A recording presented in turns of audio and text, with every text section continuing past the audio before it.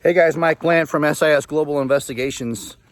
So here's the deal. Since everything is going down and unfolding the way I predicted with this Idaho murder investigation, one thing I'm going to say is that I'm going to go on a limb 1% and say that also, as I've kind of sensed and predicted from it, is that the law enforcement, they're not having a hard time with this investigation and the fact of, suspects, motives, and theories, I don't believe, and being these unknown guys. I think it is 100% more the direction of these bad guys are higher up on the food chain, and again, it's something in relation to what the families and friends were involved in, and therefore this isn't just the emotional boyfriend scenario. Some, rookie killer that's 19 did this hardcore of a murder.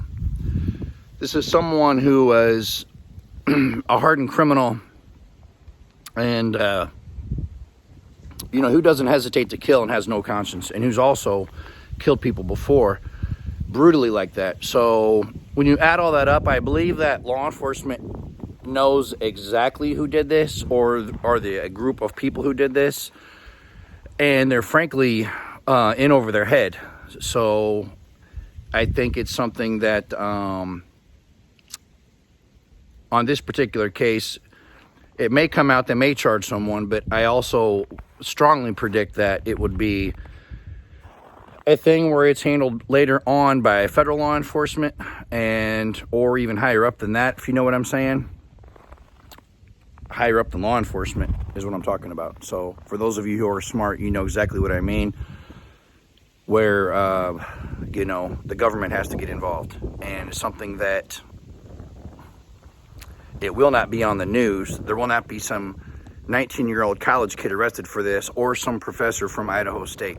No way. I don't believe so. I mean, I'll never say never, but I don't think so. I've been involved in law enforcement with cases myself where we had a one time, right before I started a department, we had a guy that went in a bank, had robbed a bunch of banks, was wearing, communication devices, all kinds of stuff, and was obviously a professional. This guy was never caught. A few years later, federal law enforcement requested had contacted the state's attorney's office in our area.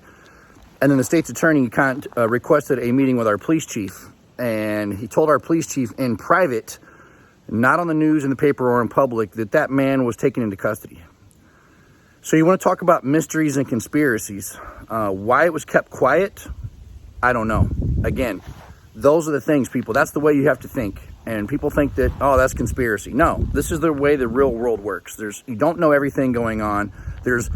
I know for a fact, I've handled cases involving terrorism when I was in law enforcement the public never knew about.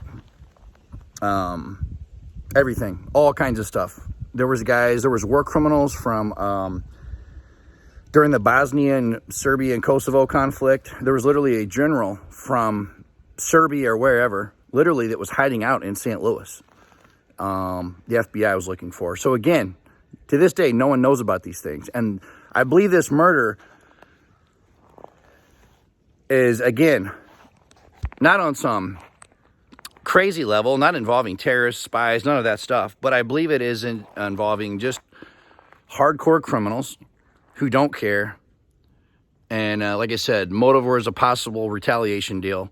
And I'm very skeptical if it ever comes out who handled it or who committed it, and if law enforcement really ever. But I believe that they right now it's a game of stringing the public along, and they're really not going to be allowed to say.